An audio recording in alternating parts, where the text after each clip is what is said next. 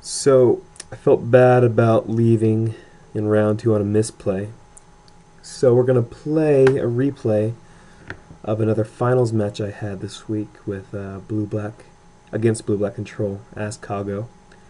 Unfortunately, Moto did not keep the rest of the game, so it was a 2-game match, and this is the one post sideboard. After this one, I'll show you another game I had during that that tournament. So let's get started.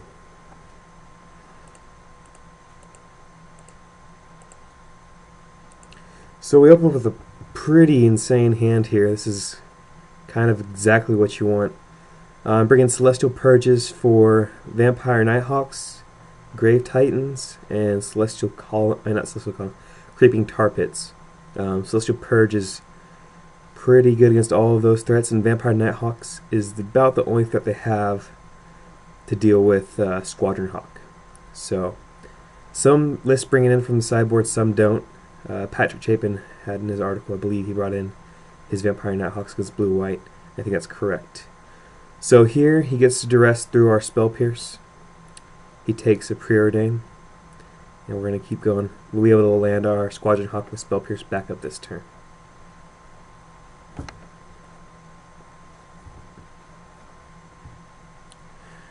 This card is just so amazing in this matchup. It's like a White Bitter Blossom, as I've said all day.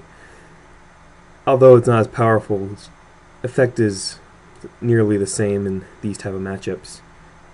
With such a threat that is really hard to get rid of effectively. I mean, you could throw Disfigures at these things, but I have 4 of them, so you really need to work hard to get around this.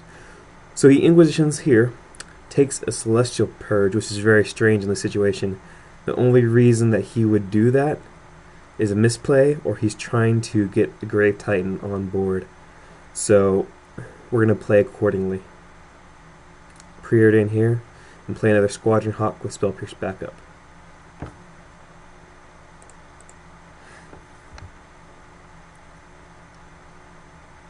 So here we go. We'll get our final Squadron Hawk. Gets the ability to play this card that essentially costs no cards to you beyond the first one. Such a nice threat. So here our opponent will play a land and pass the turn back to us, which is nice. We're going to keep on the beatdown plan. This is going to be really funny up here. So we attack with the Squadron Hawks, and our opponent mazes one of them, opening up a Jace, and we can throw back our Squadron Hawk with Brainstorm, allowing us to get an absurd amount of card advantage this turn.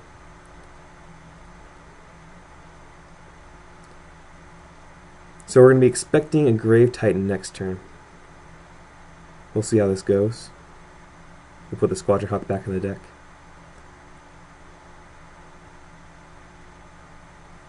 And get the search up again. Nice card advantage.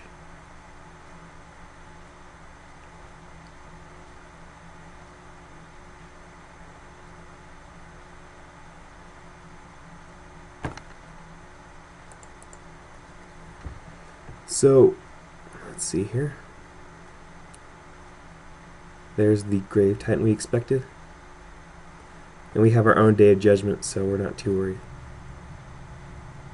He knew we had a Day of Judgment, so we had to play with that in mind, but we can't not use it in the situation.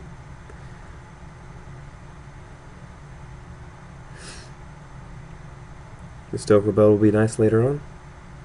We'll swing, play land, and play our Day of Judgment.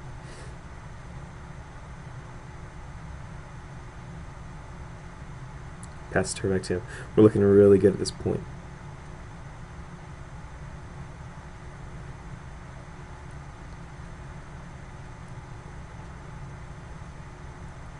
So here our opponent goes to Legend our Jace away. That's fine with us. He goes to Tectonic Edge our Celestial Colonnade, which is also fine. We're figuring that he might have another Titan in his hand, so we're going to edge away his Drowned Catacombs. and make sure he doesn't have a Spell Pierce next turn either. Some blue-black decks do bring in Spell Pierce from the sideboard. So now we'll be able to resolve our own Jace again, or an Elspeth. That's a nice top deck. Elspeth on a board where they can't threaten her is just insane.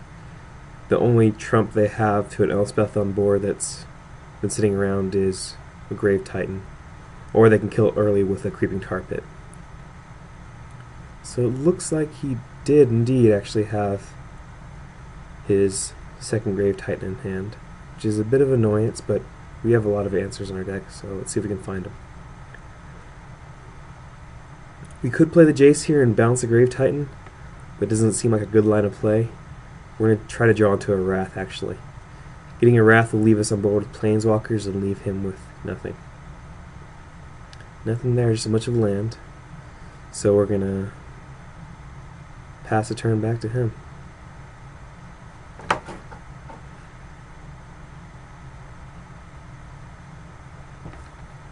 Our opponent goes all out to kill Elspeth.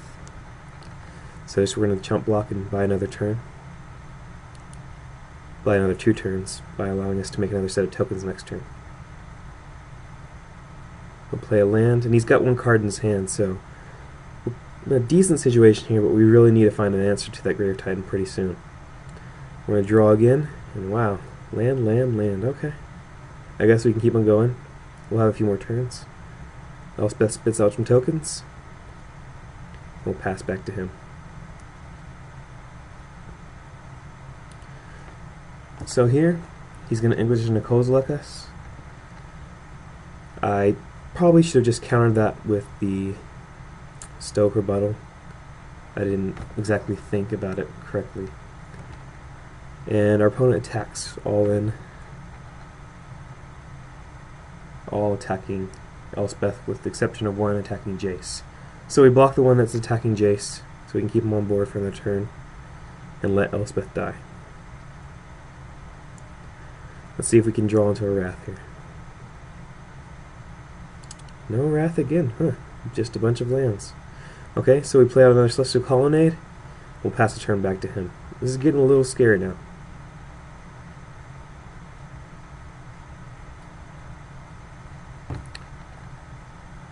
Our opponent attacks all out on Jace. So Jace is going to die.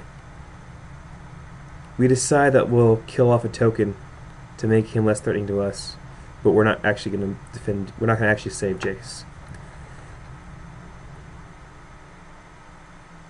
Killing off a token leaves us in less chance of being alpha striked down. On our turn we're going to be able to play another Jace again, and hope to find a Wrath. We don't want to see the same lands over and over again, but we don't have a way to shuffle them away right now.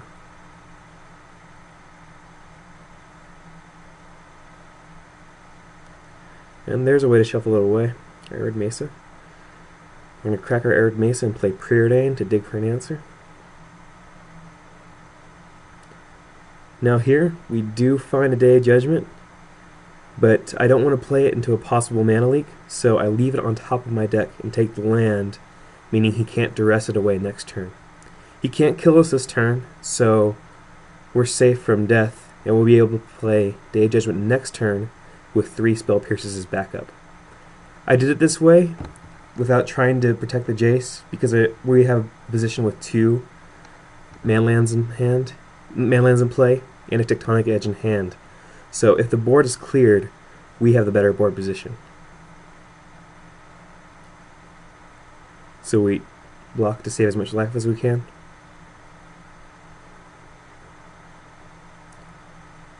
And then we draw the Day of Judgment we put on top of our deck.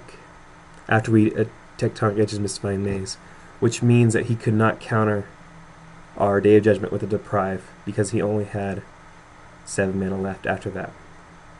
And we had 3 Spell Pierces.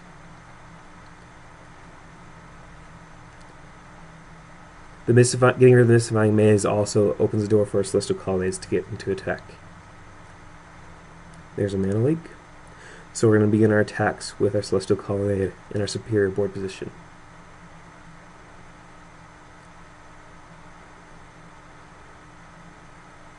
Here we attack. Now our opponent Doomblades here. Normally I'd let this go through, but my line of play is depending on these Celestial Colonnades to get him till dead. So I want to make sure that we can get this through. We'll follow it up with our 3 Spell Pierces. This is getting us 4 damage and allowing our Celestial Colonnade to stay in play. Celestial Colonnades are not the safest way to finish off a game because your opponent can have Spreading Seas and Tectonic Edges. That's why you want to keep as many in play as you can if you're depending on them.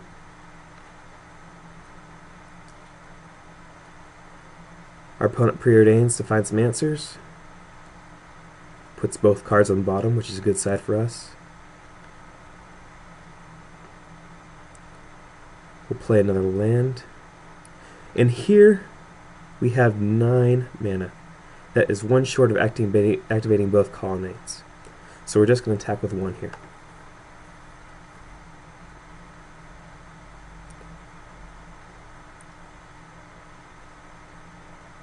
After combat, we decide that we're not going to be able to, the game's not going to last long enough for us to find a good target for our Spreading Seas, so we're just going to play it to cycle it right now. We cycle it, and we draw a Jace off of it. We could play a Jace there, but it's likely he's gotten a Mana Leak or a Spell Pierce or a Stoke Rebuttal by now. We want to play it when it's going to cost him a little bit more to counter it. Now here, we could activate both colonnades and attack. However, if he has a Consume the Meek, we just lose the game right there. So we're going to go with the safe route and attack with 2 counter spells as backup. We'll play a Jace in the second main phase. If he doesn't have an answer for this, it's just over. And if he does have an answer for this, well, that's fine. He needs to answer this. So he has 1 Mana Leak. He could be bluffing, or he could just have 2 Mana Leaks. Let's see what happens. So we pay for the first one, and indeed he does have 2 Mana Leaks, but that's the only 1 card left in his hand, and it's going to have to be pretty good to get him out of this one, plus the card he draws.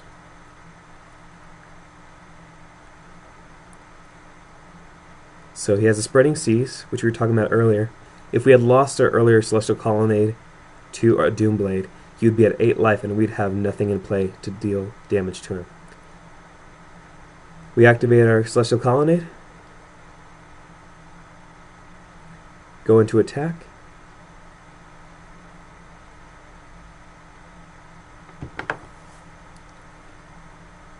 and our opponent plays Consume the Meek, which we were looking out for.